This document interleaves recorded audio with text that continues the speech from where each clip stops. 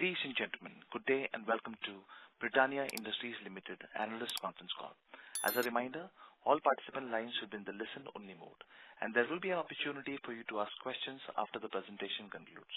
Should you need assistance in the conference call, please signal an operator by pressing star then 0 on your touch-tone phone. Please note that this conference is being recorded. I now hand the conference over to Mr. Ayush Agarwal from Investor Relations. Thank you, and over to you, Mr. Agarwal. Thank you. Good morning, everyone. This is Ayush from the Investor Relations team. I welcome you all to the Britannia earnings call to discuss the financial results of Q4 2024-25. Joining us today on this earnings call is our Executive Vice Chairman, Managing Director and CEO, Mr. Varun Berry, Executive Director and CFO, Mr. N. Venkatraman, Chief Commercial Officer, Sales and Replenishment, Mr. Vipin Kataria, Chief Manufacturing and Procurement Officer, Mr. Manoj Balgi, and General Manager, Marketing, Mr. Siddharth Gupta. The analyst deck is uploaded on our website. Before I pass it on to Mr. Varun Berry, I would like to draw your attention to the safe harbor statement in the presentation. Over to Mr. Berry with the remarks on the performance. Good morning, everyone, and thank you for joining the call. So without much ado, let me jump into the presentation. So page 1, basically, it's showing the trends, the forecasts that we are seeing. So it shows, the real GDP as well as the nominal GDP trending upwards. And similarly for the real private final consumption expenditure, as well as the nominal private consumption expenditure trending upwards in Q3 and Q4. So we are hoping that these are clear signs of recovery of the slowdown that we see in the FMCG industry. On that positive note, let me move on to our performance scorecard. So in this quarter, we've seen a turnover of 4,376 crores, which was on a 12-month growth basis was a 9% growth. And if you look at a 2-year number, it's a 12.4% growth. And profit after tax, we've seen 12.8% of revenue for the fourth quarter, which is a 4% growth on a 12-month basis, and a little flattish on the 24-month basis. Moving on to the next slide, which is the revenue from operations. The revenue from operations for the full year was 17,535 crores, which was a 6% growth on a 12-month basis, and about a 10% growth on a 2-year basis. Profit after tax was again 12.5% of revenue, which was a 3% growth year on year, and a 12% growth on a 2-year basis. Now getting to our strategic pillars, which you are well aware of, but just reiterating those: distribution and marketing, innovation, adjacent business growth, cost efficiencies, and sustainability. And I'll cover these one by one. So on distribution, we made good progress. So if you look at March 24 to March 25, total direct reach has gone up from 27.9 lakh outlets to 28.7 lakh outlets, and even our rural distributors have gone up from 30,000 to 31,000. We've also, next slide, we've also leveraged, the new channels, e-com namely. The e-com growth has been 7.5 times what it is in other channels. And we've had some e-com only or e-com first launches. So Pure Magic Frames was one such launch, which was extremely successful. The theme was the Harry Potter theme, and we saw some very good results, just launching it with the e-com and quick-com channels. Moving on, we also had some very exciting campaigns. So on Marigold, we had a campaign, which was a special edition pack, which we did with Avni Lekra, who is the first Indian woman to win 2 gold medals at the Paralympics. And this biscuit was sized and etched with Avni's gold-winning targets. So that was a very exciting campaign that we did. The second one was, during the Mahakumbh, we had Good Day tied up with Chai Point, which gave us good mileage in that very large event in the country. We also had some very exciting innovations in our adjacencies. We've launched Winking Cow Grow, which is a very exciting product at a very attractive price, and that's doing quite well. It's just been two months, but we are seeing great traction on that product. We've also relaunched cheese, just about 2 months ago.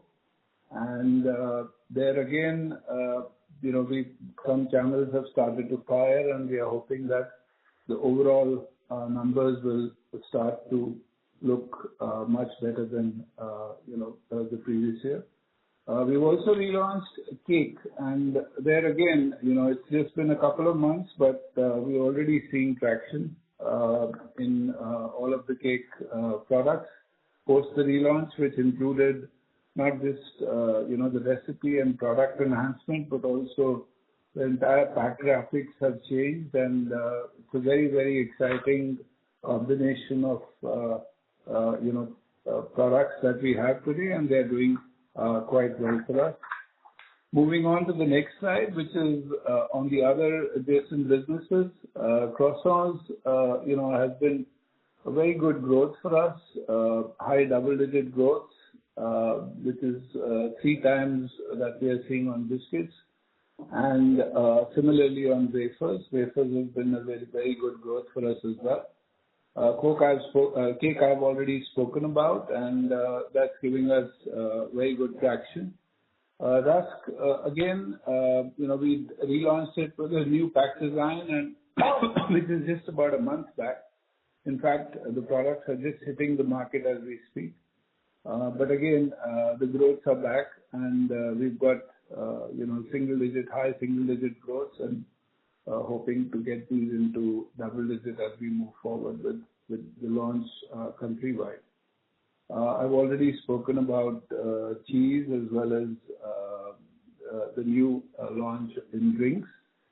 In international as well, we've seen profitability move up and growth coming back in some of the markets where they were sort of stymied in the last 2 or 3 years.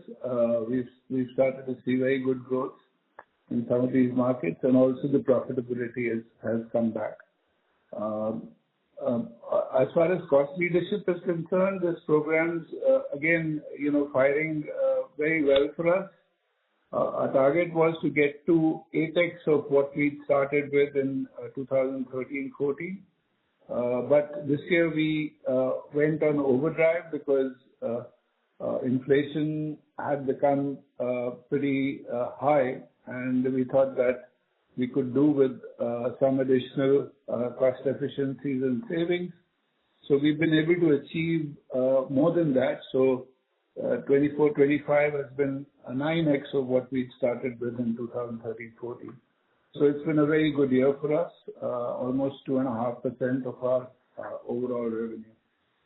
On the ESG front, we've had some good milestones as well. So some of the KPIs, we've been plastic neutral for the 4th consecutive year. We've had 79% of our packaging plastic recyclable, which is an improvement of 17% versus last year. We've also had 75% of our laminate waste, which is recycled, which is an improvement of 23% over last year.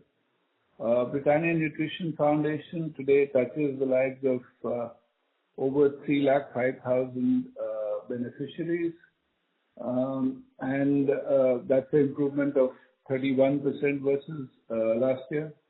And we've assessed suppliers 479 Tier 1 suppliers. They've been assessed from an ESG standpoint, which covers 78% of our procurement spend. So these are all very important and very crucial KPIs from our perspective, and we are making sure that we take this to the next level as we get into the next year. We've got some recognitions for what we've done, and these are all listed on the right side of the slide. I'm not going to belabor those recognitions. Moving on, from a cost standpoint, we have seen aggressive inflation. So if you look at flour, if you look at versus previous quarter, which is Q3 of 24-25, there was an inflation of 9%. And if you look at it from a year-on-year basis, there was a 12% inflation. Similarly, on palm, sequentially a 7% inflation, but year-on-year a 54% inflation on palm oil. Sugar was flattish. Cocoa was flattish sequential or slightly down sequentially, but year-on-year was 83% inflation, and we are all aware of the cocoa story. Laminates was fine. It was small inflation from a year-on-year basis. Milk again was 11% sequential and a 21% inflation from a year-on-year basis. So this clearly is a story where there was a pretty aggressive inflation, and which necessitated us taking some action on the pricing front, and that's what we did, which kept our profits in good shape. Now, from a cost and profitability front, price actions I've already spoken about. Cost savings I've already spoken about. We doubled down on cost savings and made sure that we did more than what we planned. And media investments, we had to make sure that we do what was necessary. So we focused on innovations and all the adjacencies and the crucial brands within our portfolio. Focused on those, and we did what was necessary with those. From outlook perspective, we obviously are very closely monitoring which way the commodity prices move. We are going through, the phase when, the new season wheat comes in.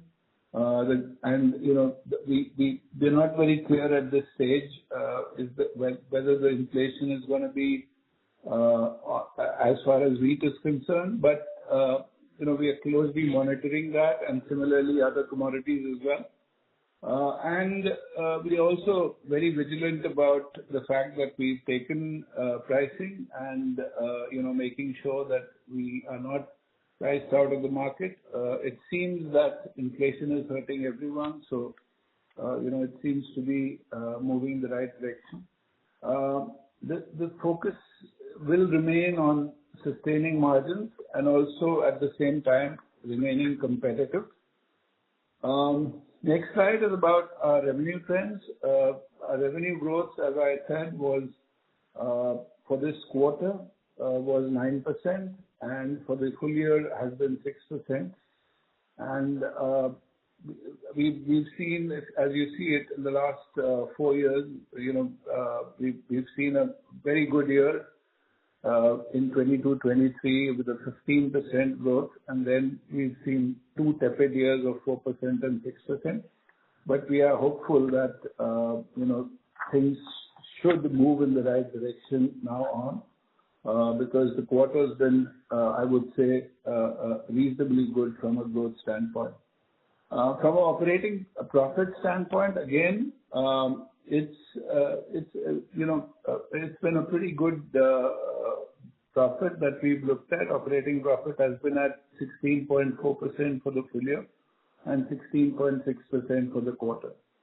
So it seems that from both top line and bottom line perspective, if things remain within a certain margin, and I'm talking about inflation as well as the growth trends, etc., we should be in the right place.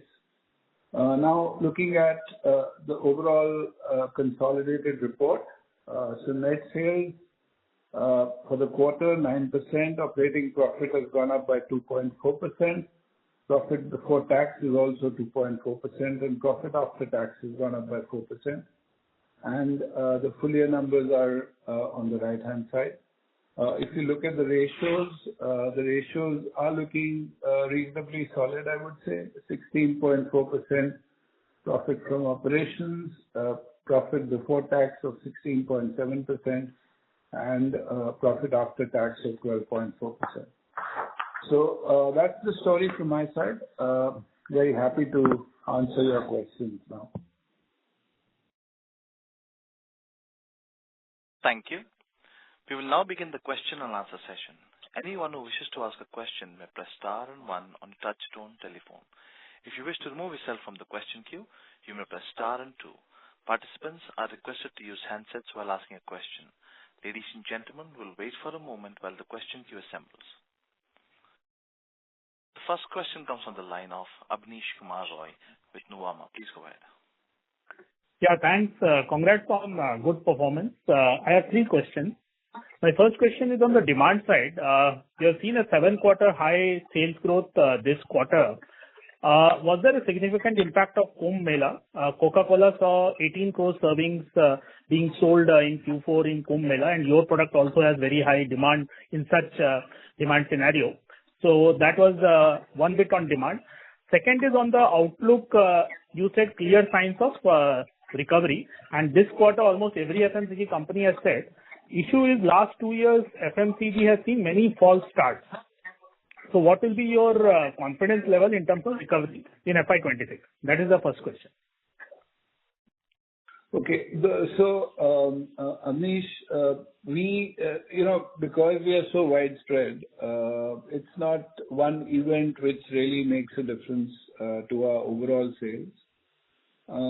We did well in the Kumbh, but no, it's too small, to impact our overall sales for the country and for the globe as well. So we've seen some recovery, and which is the good trend, and which gets me to your second question, which is on the outlook. I'm reasonably optimistic on the recovery happening. I don't think it's going to happen. It's not going to be a hockey stick. But I do think that we have seen gradual recovery, and I do think that this trend is going to continue into the next year as well.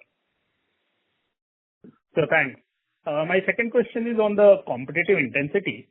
So this time the market share chart seems to be missing. So if you could tell us any reasons for that. Second is a lot of FMCG categories, there is a competition from D2C. We have seen some level of impact on beauty, personal care from D2C companies.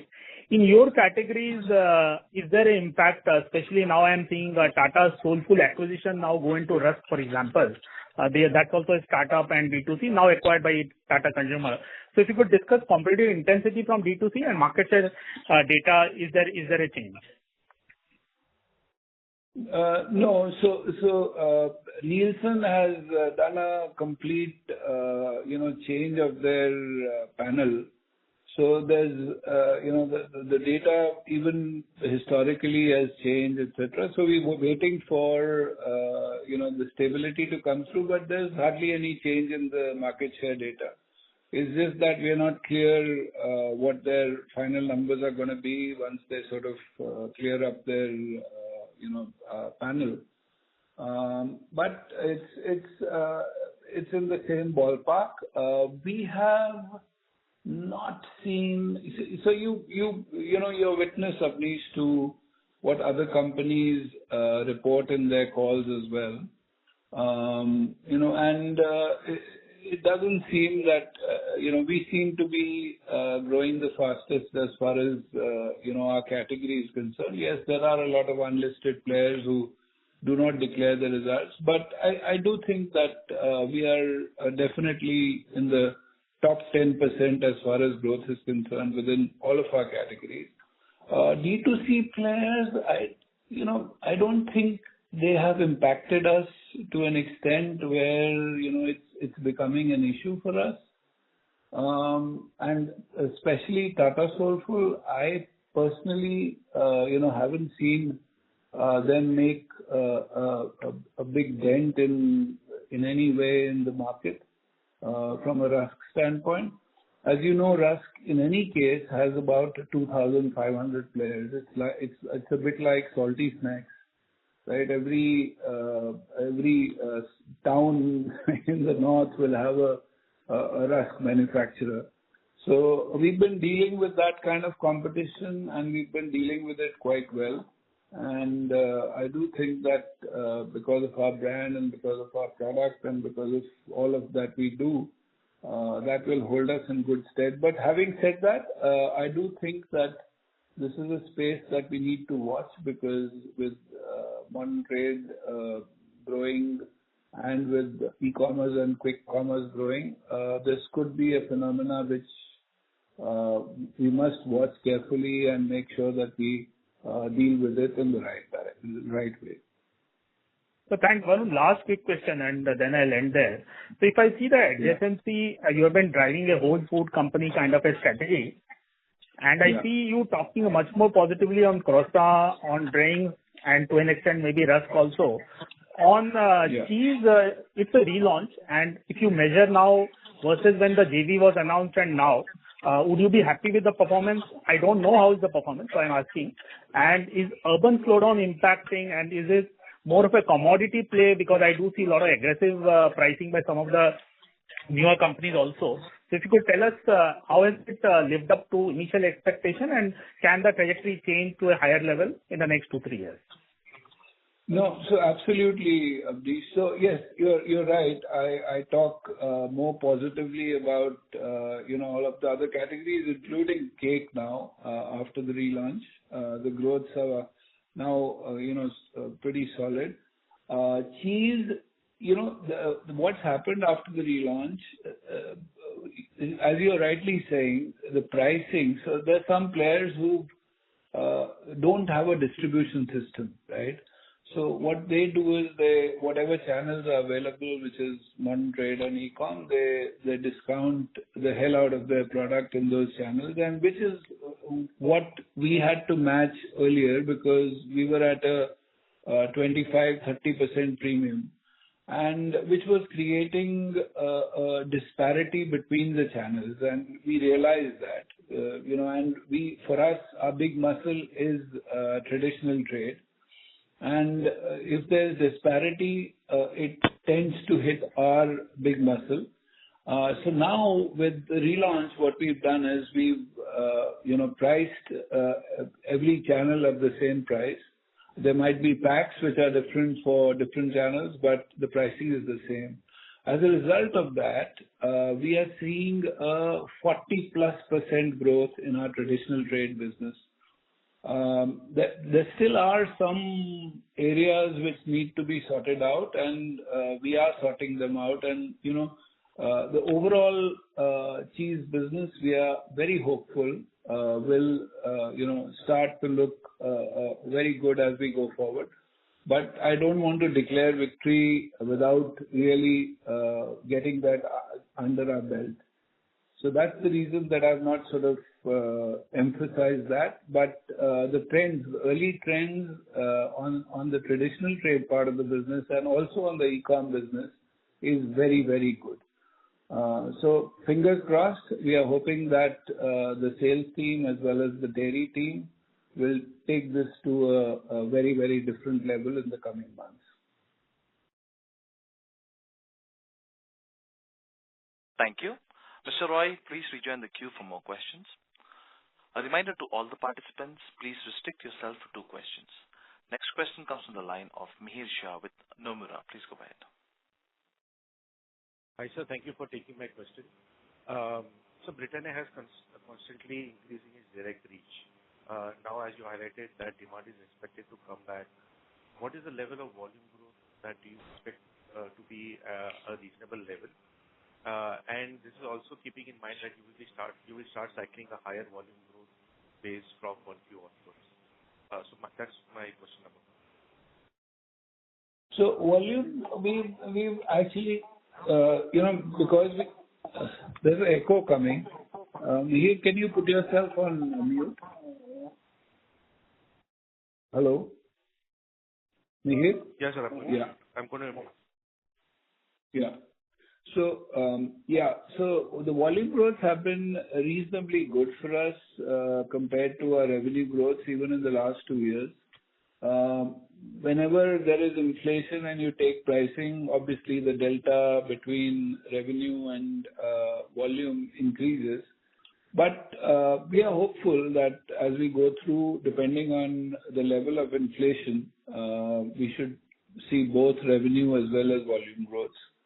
And this year will be a test. So we are hoping that we'll be able to grow revenue and volumes. Obviously, there'll be a delta because we've taken a pretty high price increase in the last quarter, and we will be necessitated to take slightly more price increases to make sure that we deal with the inflation which comes in.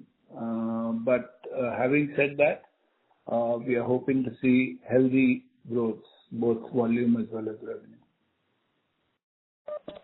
Got it, sir. So secondly, how should one think about pricing from here on? Key raw materials have started to correct quite a bit. So would it be fair to assume that there is no further price increase that one should expect from here? And secondly, do you foresee any competition from smaller players to start taking price cuts sooner than expected? No, Mihir, we don't see that happening because there has been a lot of inflation this year, and we started to take price increases pretty late in the year, and so did the others. So even if there is a correction as far as inflation is concerned, I don't see a reaction of price cuts, etc., from smaller players. It might just be that thereafter we might not need any more price increases. So that's why we are keeping an eye on the ball, just to make sure that we do not miss the trend, and we do what is right for the business. Understood. So if I may squeeze just one more insight, so on other expenses, they have been lower since the past 2 quarters. And one say it's largely because of lower ad spend. And as you're expecting volumes to support volumes, can this number start inching up going forward? And you continue to do that, what is the level of operating margin that you will be comfortable with? We don't give any forward-looking statements, Mihir, but we are comfortable in the zone that we are today, and we would like to stay within that zone and try and make sure that our profit growths are higher than our revenue growth as we go forward. Thank you, sir. Wishing you all the best. Thank you. Thank you. Next question comes from the line of Arnab Mitra with Goldman Sachs. Please go ahead. Yeah, hi, Varun. My first question was on this quarter. Could you just help us with the split of volume and price growth? And in the light of whatever pricing you've taken, I'm sure some pricing will flow in more in the next few quarters. How much of price growth do we expect at this stage for FY26?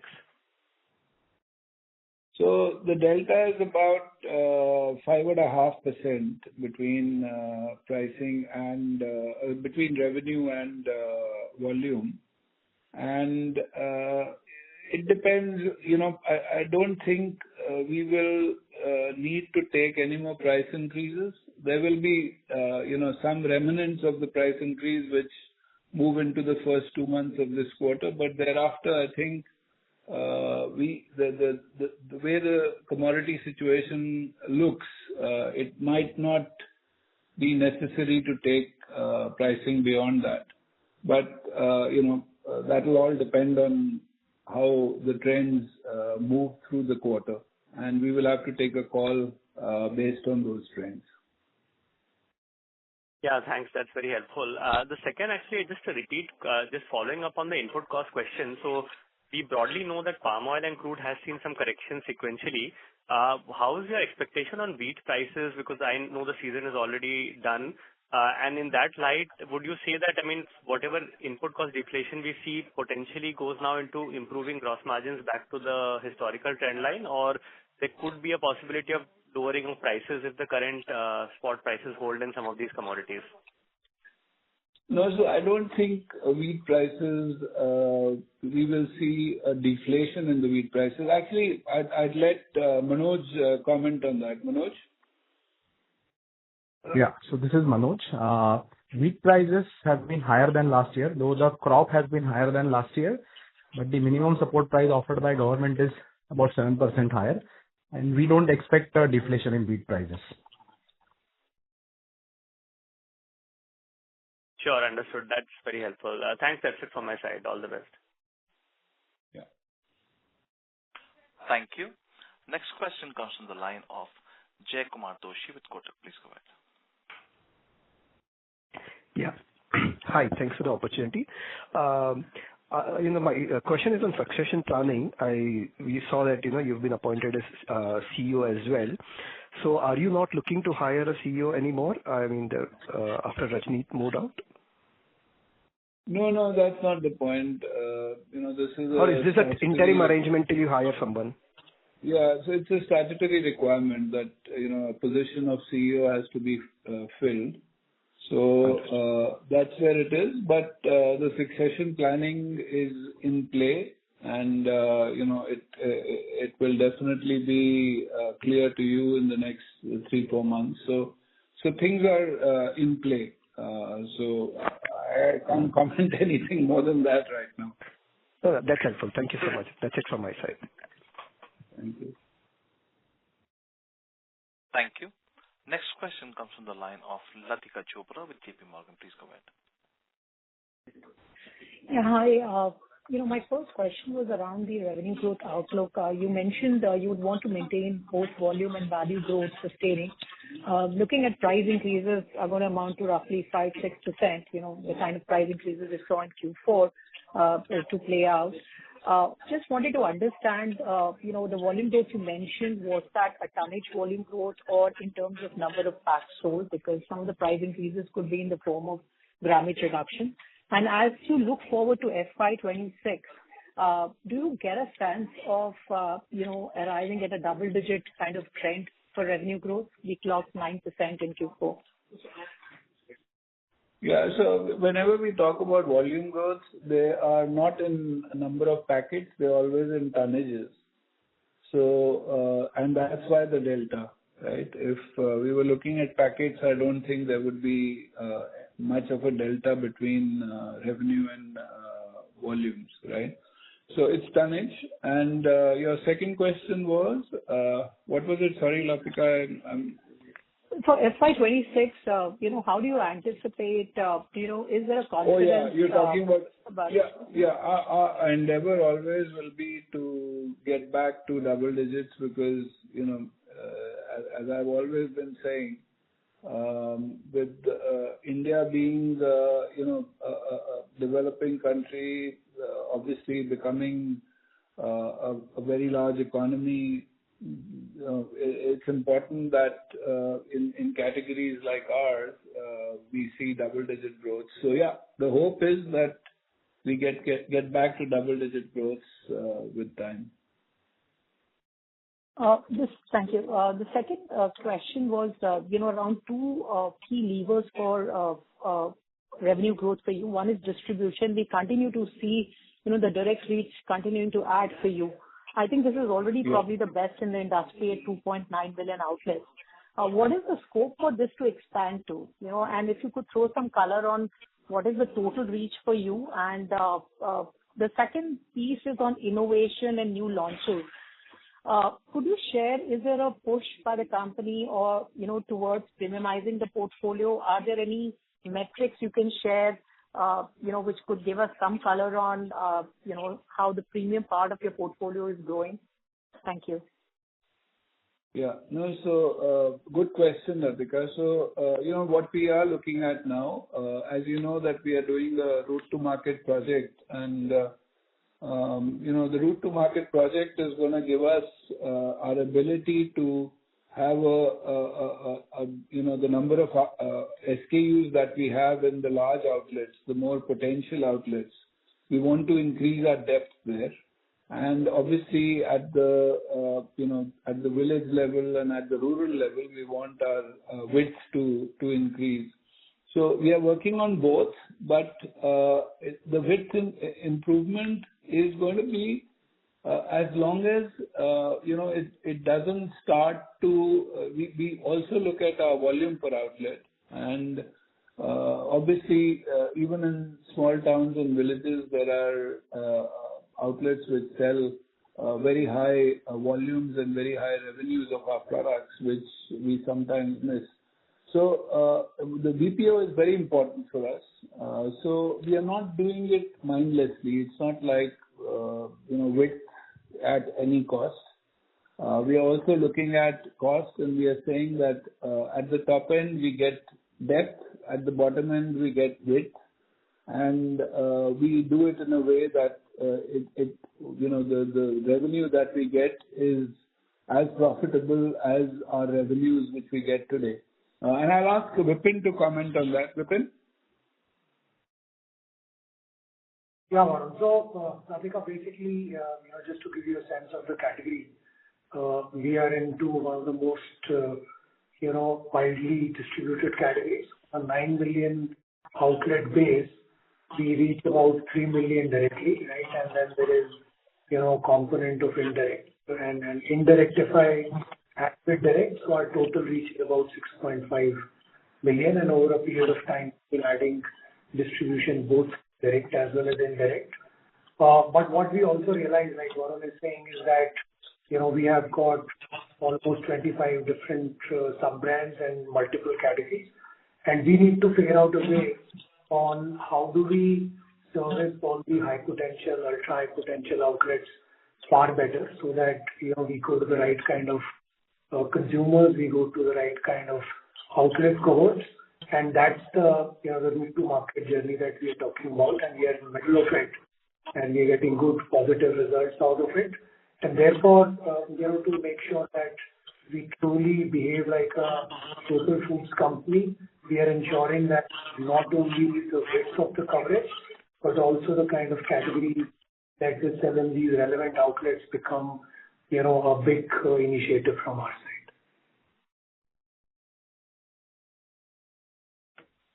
So that, I hope that answers your question.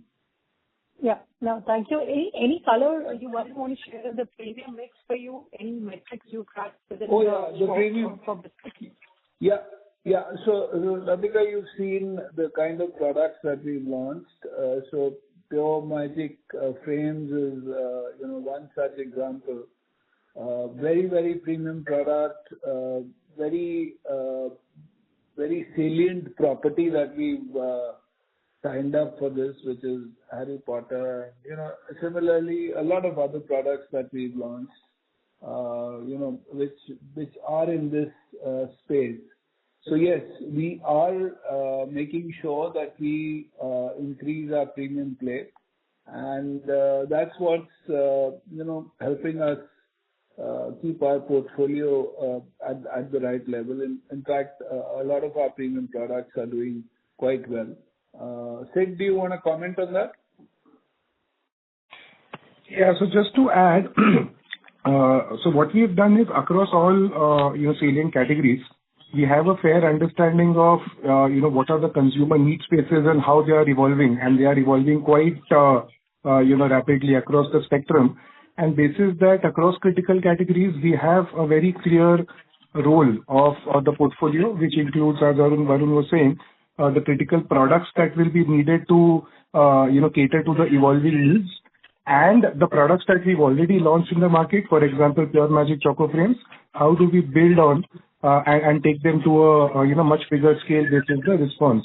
So we have a very clear framework identified across all our key categories on premiumization, and that continues to be a key lever for us that we are building upon. And we've got some very exciting products coming up this year as well in the next 2 or 3 months. So yes, the premium range will increase as we go forward. Thank you. Thank you. Next question comes from the line of Percy Panthaki with IIFL Securities. Please go ahead.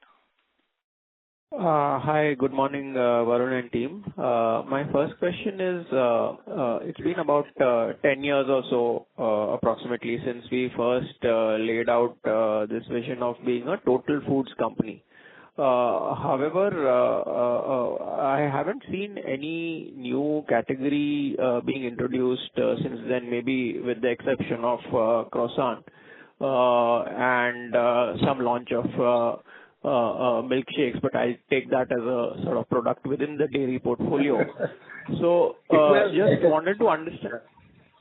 Just wanted to understand if basically you're just happy growing the adjacencies, and of course there would be renovation as part of any company business as usual. But are you happy growing the current adjacencies for now, and maybe some new category either organically or inorganically isn't an immediate focus for you in the next 1 or 2 years?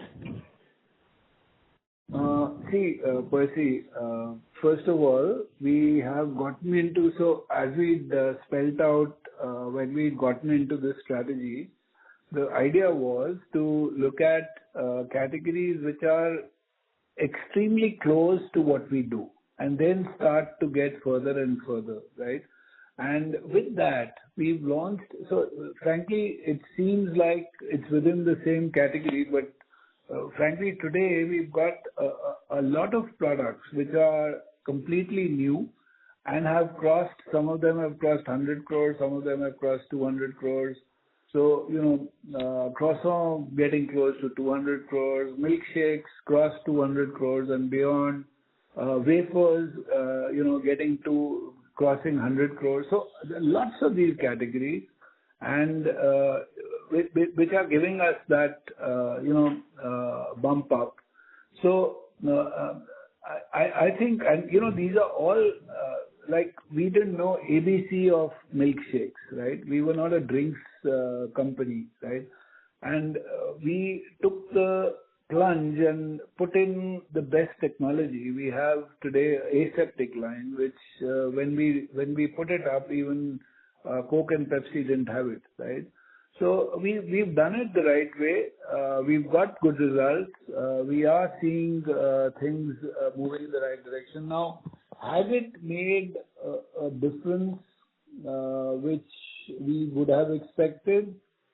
Well, it certainly added up to give us the adjacent portfolio, which is much larger than what it used to be. But I would say that probably we've been, caught at a time when the economic situation was a little tough and FMCGs were not getting their time in the sun.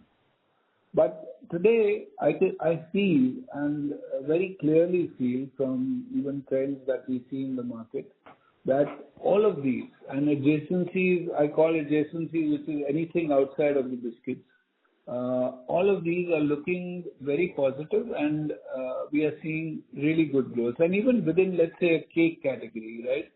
There's so many new products that we've launched. We've launched Layer, we've launched Swiss, we've launched, brownie, we've launched so many of these products, which you cannot call as extensions or, these are not extensions. Some of them have completely different technology. So from that standpoint, I think we will stay with this for the time being. We are not gonna, violently go wide where we go very far away from our core. We will stay with this, but we will make sure that whatever we've done, we double down on it and grow it at a very rapid pace. So that will be the plan. And wherever we have opportunities, we will test market. And if there are big opportunities, we will launch. But more or less, we will stay and grow the current categories that we have because there's immense potential to take them to the next level. Got it, Varun. Just your thoughts. I mean, this is not a guidance or any particular target, but just your thoughts on if I were to say over the next 5 years, what would be the growth differential between the biscuits and the non-biscuits portfolio? So I would say 1 is to 1.5. So if biscuit grows at yeah. Got it. That's very helpful, Varun. Thanks and all the best. That's all from me. Thanks. Thank you. Next question comes from the line of Lokesh Kusani with Pop Capital Markets. Please go ahead. Hi, thanks for taking my question. So I just got 2 questions. First is on the sales. If you could clarify the focus states sales performance relative to the rest of India for the fourth quarter. And then secondly, on cost, regarding your cost-saving initiatives, you've got 6 verticals. Is there any vertical out of these which stood out in the fourth quarter? Since your cost savings as a percentage of sales went up quite a bit, just trying to understand what's a sustainable rate and what are your targets for FY26 on cost savings as a percentage of sales? Thanks. So let me get to the second question first, and I'll ask Venkat to answer that because he's the architect of this. Venkat, are you there? I'm there. Yeah. Yeah, Venkat. So, Venkat. Yes. So as far as cost efficiency for the year is concerned, the framework largely is the same. What we have done is to have gone deeper. So some of the areas where we managed to get some additional benefits in 24-25 has been the areas of fiscal incentives because, as you know, the Maharashtra facility was recognized as an ultra mega project, and therefore the incentives applicable to the ultra mega projects came through in 24-25 for us. Also, the facility in UP, the greenfield unit that was set up in UP got the approval for incentives in the current financial year. So these are 2 significant benefits that we saw in the current year. There's also a lot of value engineering projects which were driven by R&D focusing on reducing wastages. And so packaging. Packaging as well. Yeah, packaging and wastages, correct. In addition, the initiatives were largely around improving manufacturing efficiencies. Buying efficiencies was a very significant thing that we worked on in the current year. Also on distribution. So I think broadly these are the areas that we have been able to work on. And like Varun said, it has been 9 times what we started the program with in 24-25. And in 25-26, we are planning something over 2.5% of the top line. So understood. That is and then just on the fourth quarter, would it be fair to say that buying efficiencies were a major part of the incremental savings that you got? It was across. I wouldn't. Buying efficiency was higher. You're right in Q4. Correct. Understood. Thanks. And on sales, if you could. Sorry? Thank you. Next question comes from the line of Nihal Mahesh Jham with HSBC Securities. Please go ahead. Hi, good morning. I just had one question. Is it possible to share the proportion of adjacencies for FY25, and if you could give a ballpark split among the adjacency portfolio? So the adjacency portfolio, there are, the big ones are cake, rusk, dairy, bread. They're all about the same size, about, let's say, 100 million, give or take. And then we have the smaller ones which were launched, in the last 4 or 5 years. Croissant, milkshakes, wafers, which are all in between 100 and 200 crores, or 100 and 250 crores. So, Venkat, what's the split today? It will be about 75-25. All of them. 75. Yeah. Sure. Thank you so much. Thank you. Next question comes from the line of Kunal Bora with BNP Paribas. Please go ahead. Yeah, thanks for the opportunity. Maybe if you can give a similar breakup in case of raw material, how much is wheat, palm oil, milk, sugar, cocoa, FY25 composition of raw materials? Manoj, you can take that question. So from a percentage point of view, roughly about wheat and oil will be about 30% each, and about 20% by sugar. Understood. Okay. And second, then there are lots of small ones. Yeah. Understood. Thanks. Second one is on quick commerce and how it impacts you. I mean, like just if you can give a sense of what is the contribution, what kind of packs get sold, are you seeing any additional competition because of it? As consumers reduce their visits to Kirana, does it result in loss of some impulse purchase? So yeah, just your sense on how quick commerce impacts your business. So quick commerce is now approximately 4% of our sales. Well, quick commerce and e-commerce, but a large part of that is quick commerce today.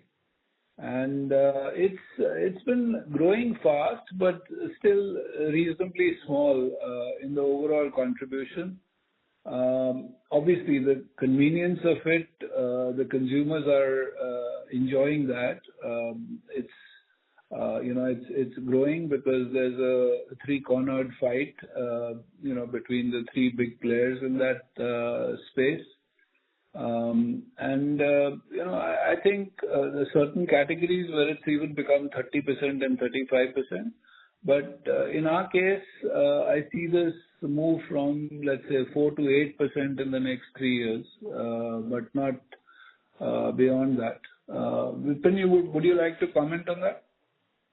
Yeah. So see, first, just to, tell you about the composition of the Q-commerce in total across categories. So the biggest in Q-commerce is, let's say, staples and groceries. Then comes, fresh, which is basically milk, pouch curd, right? Then there is personal care, and then, is packaged foods, right? So from that perspective, when you compare this 4% salience coming out of e-com, right, is fairly decent because in personal care, that same percentage salience will be double digit, right? So I think we are rightly placed in terms of the percentage salience. Point number 2 is that we are consistently gaining market share.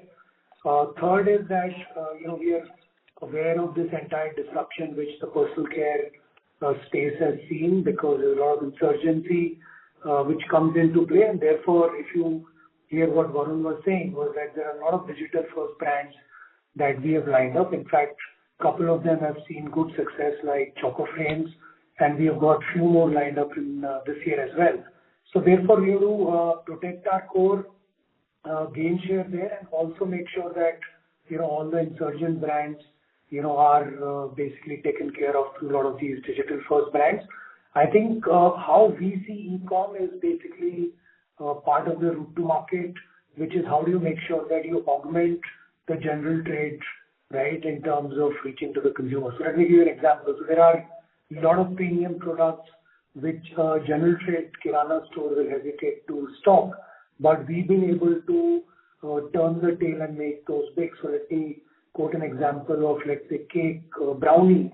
So brownie is a product which, might face, limited distribution because of some resistance, but through e-commerce, we've been able to make significantly good business out of it, right? So therefore, the playbook is that we take a non-conflicting route, we take a route which augments our overall distribution and selling, and that is how we've been driving e-commerce going forward as well.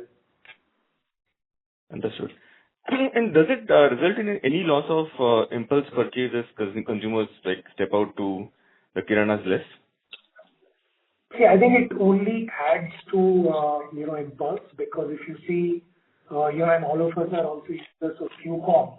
So instant gratification, occasion-led buying is only getting accelerated and accentuated through Q-commerce, right? And therefore, our impulse portfolio is finding good favor in Q-com. And then we also have a large out-of-home business, right? We make sure that we are there in a lot of places where impulse consumption happens.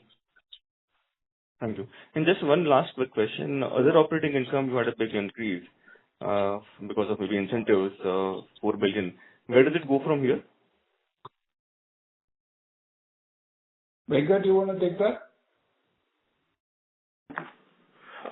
No, it should. We are not setting up any new units. Now, most of the units that we had set up are eligible for incentives. The one in TN, UP, Orissa and Bihar, and Pune. So these are the incentives that we are eligible for. So it should stabilize, is my sense. Okay. And for how many years does this continue, maybe at close to current levels or maybe a little more than that? So each one is for a different period of time. Yeah, and some of them will end soon. Some of them will continue longer. Okay. But the big one is Ranjangaon, which will continue for how many years, Venkat? It is till 2037 or 38. Yeah. Okay, long time. Okay, understood. Okay. Yeah. That's it from me. Thank you. Yeah. Thank you. Thank you. Next question comes from the line of Jaykumar Doshi with Kotak. Please go ahead. Yeah. Hi. Thanks for the opportunity again. One request, if you could, add some disclosures on biscuits and adjacencies, either on a 6-monthly or annual basis, because the 75-25 split has been there for a few years now. And when I look at the old interviews, you've always maintained that 75-25 should go to 65-35 in 5 years. But when we ask you this mix at the end of every year, it doesn't seem to change. So, it will help us appreciate, the progress better, sir. If you can, even once in a year also will be good to know. Second is, when I look at your, strategy, and I asked you this question a couple of years back on, inorganic, how do you think about inorganic now? For a company with your kind of cash flows, when we compare you versus other F&B players, we've seen, some of your peers have, been more open to inorganic opportunities, and there are some success stories as well. And we don't even sort of hear about Britannia evaluating any, right? For instance, there was Capital Foods or, there have been other such acquisitions. Britannia is not even, participating in or evaluating it. So, is there a group level resistance or reluctance on inorganic, and, is it that you're happy with whatever you can do organically, you don't really want to grow faster through inorganic route? No, that's not true, Jay. We would be happy to look at it. It's just that we are very conscious of returns, right?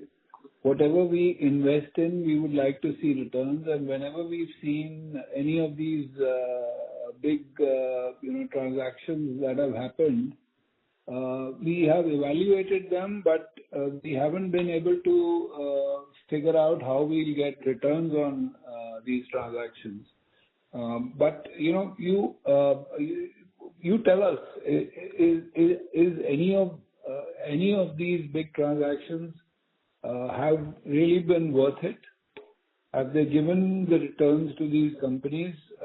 We feel that getting a ROI on any of these investments is very tough because of the valuations in the country. But would be very happy to stand corrected if you feel that there have been some big transactions which we could have missed. I think Mix has done fairly well for Marico, still early days, and Capital Foods is also something still early days. But I just thought, so a fair point. I take your got your perspective. Thank you. Yeah. Thanks. Thank you. Last question comes from the line of Tejas Shah with Avendus Spark. Please go ahead. Hi, Varun. Thanks for the opportunity. Varun, your decade-long cost-saving discipline has been exceptional across FMCG. But at some point, do efficiency gains start to taper off, and is there a risk of cutting into growth-linked spends in pursuit of savings? I don't think so. See, I think I've said this earlier as well. We in India, tend to get spoiled by the kind of growth we get, and hence cost efficiencies takes a backseat. think about companies that operate in, countries with, let's say in Japan or in the US, where the growths are 0.5% or 1%, right? And price increase opportunities are very limited. The entire focus is on cost efficiencies to make sure that they shore up their bottom line year on year. And we've learned from them, right? We've looked at how they sort of go after costs and how they get these costs. And every company has great opportunities to optimize costs, right? So I think that there is a pipeline of projects that we could look at. We see them every year, but obviously there is a limit on how many we can handle. So we focus on the large ones, and then we start to. So the process is very good. Our process starts in the month of November, let's say, right? And we start to identify these projects for the year starting on the 1st of April. And then we start to build on these, and these are cross-functional teams which work on them and start to implement them. So I think we've defined the process very well, and our teams, the inherent thinking of our team is to make sure that we get these costs home. So it works very well, and I do think that this is not going anywhere. We have enough projects to take us through the next 10 years with the same kind of savings. Got it. Second, we have done fabulously well on quick commerce as a channel. Just wanted to know, how do you see it in terms of margin accretion and working capital discipline in overall scheme of things? So for us, again, it's a mindset within the organization to make sure that we look at profitability for every channel. So for these channels, it's very important to make sure that the profitability is looked at. And these are, I wouldn't say they're accretive overall, but they are certainly in the same ballpark as our overall profitability. And we are very conscious of that, because if you have tailwinds in a certain channel or a certain pack or a certain brand, it's important that channel or that pack or that brand is equal to or greater than the profitability of the company, and that we focus on to make sure that we don't lose that aspect of our profitability. So that's how it works for Q-commerce as well as e-commerce. And despite that, we've also been gaining share within these channels. Got it. And even on working capital, they are equally good. Yes. Okay. That's all from my side, and all the best for coming quarters. Thank you. Thank you. Ladies and gentlemen, due to time constraints, we have reached the end of question and answer session. I would now like to hand the conference over to Mr. Ayush Agarwal for closing comments.